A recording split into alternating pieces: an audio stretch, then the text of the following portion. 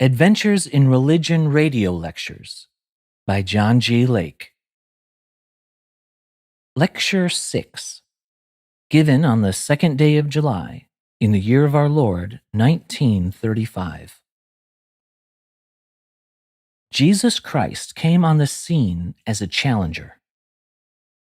We've almost come to believe in our day that he was a sentimentalist and an easygoing type. He was king. He was the Prince of God. He was the glory of heaven. He was the representative of the eternal Father. He had a mission. He declared the Father. He stepped in among the religions of the earth as the challenger. Jesus said there was real sin, that there was real sickness, and that there was real death. He wasn't dodging the issue. He met it head on and he said, I am bigger than it all. I am the Prince of Life. He destroyed sin and obliterated it from the souls of men. He blasted sickness and dissolved it from their system. He raised the dead to life. He challenged the devil, who was the author of death, to destroy him if he could. He went into the regions of death and conquered, and came forth triumphant, so much so that it became necessary for the Lord to develop a new vocabulary. He said, after coming forth from the grave, all power is given to me in heaven and in earth. Therefore, you go and teach all nations, baptizing them in the name of the Father, and of the Son, and of the Holy Spirit.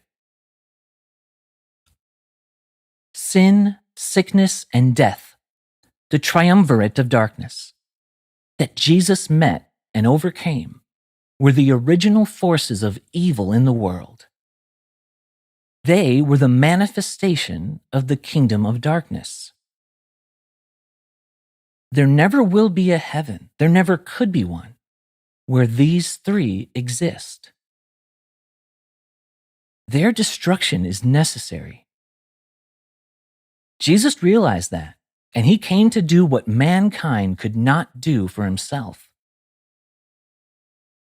That's one of the reasons why men and women cannot save themselves. All the good works that one may perform from now to the day of their death will not save them. Sin is of the heart. It's in the nature. But Jesus came to remake mankind's nature and give, instead of their own evil nature, the nature of God. Sin has made the human nature vile and corrupted. Christ came to give deliverance from this nature and give men and women a new nature, the divine nature.